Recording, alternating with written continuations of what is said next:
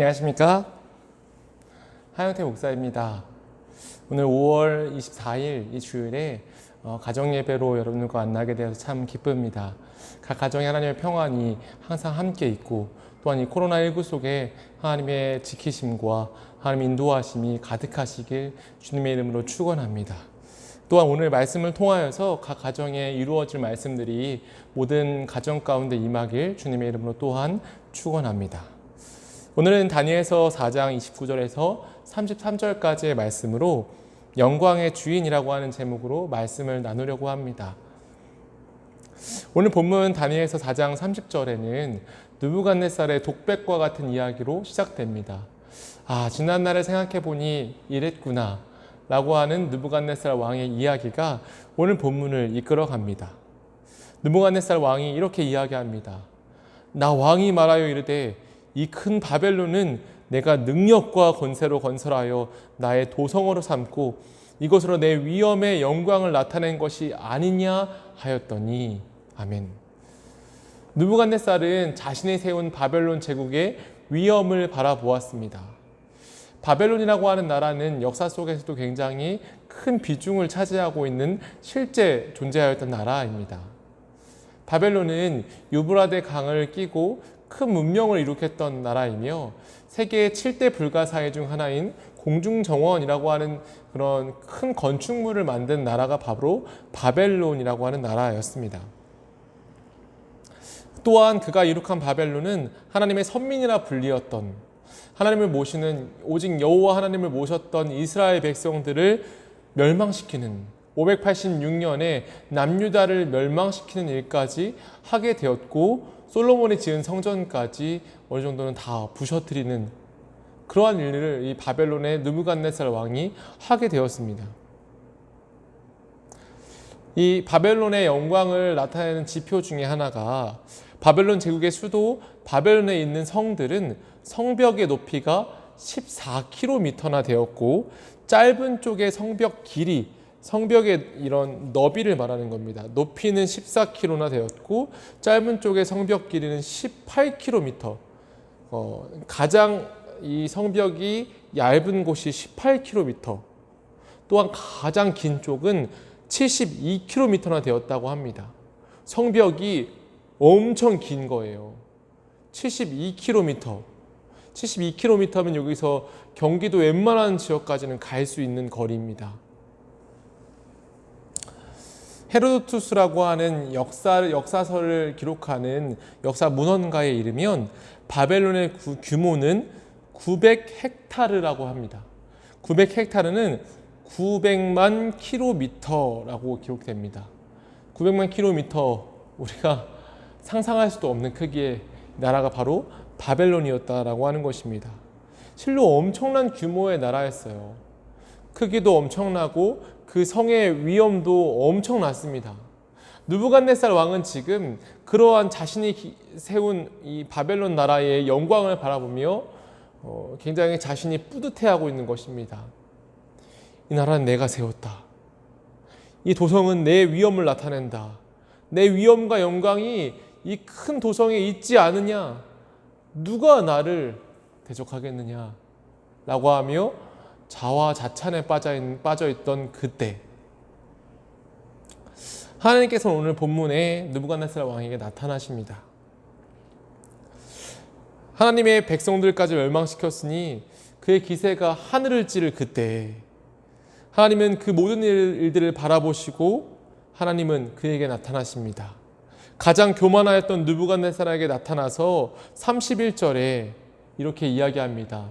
느부갓네살의 입에 아직도 교만함이 가득 차 있을 때 하나님은 느부갓네살에게 이렇게 말씀하십니다. 느부갓네살 왕아, 내게 말하노니 나라의 왕위가 내게서 떠났느니라. 내가 사람에게서 쫓겨나서 들짐승과 함께 살면서 소처럼 풀을 먹을 것이요 7대를 지내서 지극히 높으신 이가 사람의 나라를 다스리시며 자기의 뜻대로 그것을 누구에게든지 주시는 줄을 알기까지 이르리라 하더라. 아멘. 하나님께서 교만한 느부갓네살 왕에게 경고하시고 심판의 명령을 말씀하신 것입니다. 너가 이 큰 나라를 이룩한 것이 아니라 이 큰 나라를 누구에게든지 지존자 되시는 하나님께서 명령하여 세워진 사람이 아니면 이 나라를 다스릴 수 없다는 것이죠. 아무리 큰 왕국을 만들었고 아무리 큰 업적을 이루었다 할지라도 그것은 모두 하나님께서 주신 것이다라고 하는 그 믿음을 가지고 있어야 하고 그것이 정말 사실이라고 하는 것이죠. 그리고 느부갓네살에게 하나님께서 심판하신 내용은 실로 충격적입니다. 느부갓네살 왕은 엄청난 궁전에서 온갖 호화로운 것들을 다 누렸던 사람이에요. 지금으로 말하자면 손 하나 까딱하지 않아도 밥도 먹을 수 있고요. 손 하나 까딱하지 않아도 씻을 수도 있고, 손 하나 까딱하지 않아도 아침에 일어나서 자기까지 자기를 수종드는 사람들이 모든 것을 해주는 그런 사람이었습니다. 그야말로 왕이었죠. 절대 권력을 가진 왕. 그런 왕에게 하나님께서는 너는 소처럼 들에 나가서 집에 가서 자지도 않고 소처럼 풀을 뜯어 먹으며 너는 너의 몸에 이 동물과 같은 털이 날 것이며 그렇게 살아갈 것이다 라고 하는 명령을, 이런 심판을 받게 된 것입니다. 우리가 상상해 볼 때 어떻게 이런 일들이 벌어질 수 있을까라고 하는 생각이 우리 모두에게 들지요. 하지만 하나님께서는 그에게 반드시 이렇게 말씀하셨고 그에게 이러한 시간들을 주신 이유까지도 말씀하셨습니다. 너에게 이런 시간을 주는 것은 지극히 큰 자가 이 땅을 다스린다라고 하는 것을 아는 7년 동안의 기간을 너에게 주는 것이다. 너는 단지 사람에 불과하고 너를 왕되게 하시는 하나님이라는 것을 깨닫는 시간 7년을 너에게 줄 것이다 라고 말씀하시고 이 기간을 주신 것입니다. 그리고 실제로 하나님의 말씀이 이루어지고 난 뒤에 느부갓네살 왕은 7년 동안이나 소처럼 풀을 뜯어 먹으며 집에서 잠도 자지 않고 머리털은 독수리털과 같이 자랐고 손톱은 새 발톱같이 자라서 마치 동물과 같은 생활을 했습니다. 사람이 아니라 동물이었습니다. 동물과 함께 자고 동물과 함께 일어나고 동물이 먹는 것을 먹고 동물이 싸는 곳에서 싸는 그러한 사람이 아닌 동물과 같은 생활을 했다는 것입니다. 한 나라의 엄청난 권력을 가지고 있는 느부갓네살 왕이 하나님의 한 명령에 의해서 갑자기 나라가로 떨어지고 그런 그가 그냥 떨어진 것이 아니라 동물과 같은 생활을 하며 사람이 아닌 생활을 무려 7년 동안이나 했다는 것입니다. 이런 7년의 기간이 끝날 때쯤에 34절에 느부갓네살은 자신의 심정을 이렇게 말합니다. 나 느부갓네살이 하늘을 우러러 보았더니 아멘. 이 7년이라는 기간 동안에도 어쩌면 이 표현을 통해서 보았을 때 느부갓네살은 계속해서 땅을 본 거예요. 어쩌면 자신이 이룩한 이 바벨론이라고 하는 나라의 땅을 바라보았을 수 있습니다. 그랬던 그가 고개를 드디어 든 것입니다. 이 땅을 다스리는 자가 내가 아니라고 하는 것을 7년 동안이나 하나님은 깨닫게 하셨고 마침내 7년이 끝날 때에 하늘을 우러러 보았더니 하나님이 보였던 것입니다. 느부갓네살 왕은 7년 동안의 기간 동안 그리고 이 7년의 기간이 끝날 때쯤에 이 영광의 주인, 이 바벨론에 가득하였던 영광의 주인이 자신이 아님을 깨닫게 되었습니다. 그리고는 하나님을 이렇게 찬양합니다. 이에 내가 지극히 높으신 이에게 감사하며 영생하시는 이를 찬양하고 경배하였나니 아멘 할렐루야. 그 권세는 영원한 권세요 나라는 대대에 이르리로다. 아멘. 그러자 그의 총명과 영광이 돌아왔습니다. 이렇게 하나님께 자신의 모든 영광을 올려드립니다. 이 모든 나라는 하나님의 것입니다 라고 하는 것을 인정하자 하나님은 그에게 모든 권세들을 회복시켜 주셨습니다. 실로 세계의 패권을 쥐고 있던 세계의 중심이었던 나라의 왕을 하나님께서 손으로 쥐락펴락하시는 그 모습을 우리 모두에게 보여주신 것입니다. 사랑하는 우리 소년부 친구들, 우리가 살아가는 이 세상은 영광의 주인이 누구인지를 깨닫는 세상입니다. 여러분들이 살아가는 이 여러분들의 인생을 한 책으로 펴낸다면 그 책의 결말 부분에 가면 우리는 결국에 이 느부갓네살 왕 같은 이야기를 하게 되며 하나님 나라로 가게 됩니다. 온 세상의 영광의 주인은 바로 하나님이셨구나.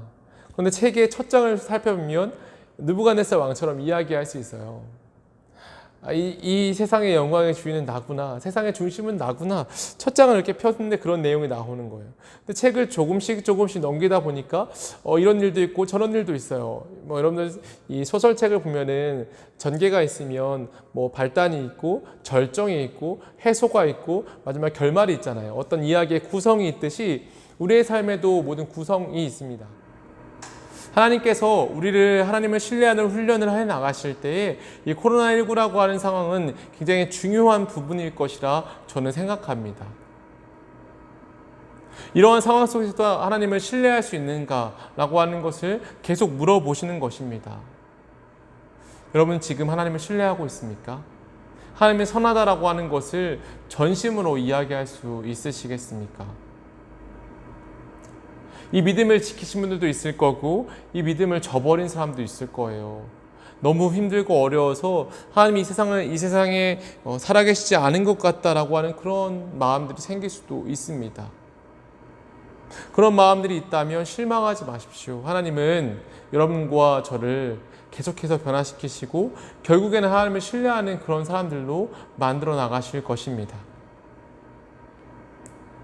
왜냐하면 훗날 우리가 가야 되는 천국은 하나님이 온전히 다스리시는 하나님의 나라이기 때문입니다. 하나님께서 전 세계 열방을 다스리실 때 그 선하게 다스리시는 것 가운데 하나님과 함께 동행하며 기쁨을 누리는 곳이 바로 천국이기 때문에 그 천국에 가기까지의 과정 가운데 우리를 훈련시키는 것입니다. 그리고 끝날 우리는 하나님의 나라에 갈 준비가 되었을 때 하나님 나라에 갈 수 있게 되는 것입니다. 우리는 그 나라에 가기까지 하나님이 다스리시는 나라에 대한 훈련과 연습을 하고 있습니다. 장기화되는 이 코로나19라고 하는 상황 속에 하나님을 신뢰하는 마음을 잊지 마시길 바랍니다. 하나님을 끝까지 신뢰하고 마치 이 줄을 잡고 이 줄을 놓지 않듯이 하나님이라고 하는 줄을 계속해서 붙잡고 나아가는 우리 모두가 되기를 주님의 이름으로 축복합니다. 하나님이 어려움 때를 주셨듯이 회복의 때도 또한 주실 것입니다. 어려운 만큼, 힘들었던 만큼 하나님께서는 정말 기쁨의 날들을 우리에게 주실 것입니다. 이 믿음과 신뢰함을 놓치지 마시고 우리가 이 기간 속에서도 하나님을 믿는 믿음으로 매일 기도와 말씀이라고 하는 이 거룩의 방법들을 놓치지 않는 저와 여러분이 되실 수 있기를 주님의 이름으로 전심으로 축복하며 기도합니다. 우리 함께 기도하겠습니다. 살아계신 아버지 하나님 감사합니다.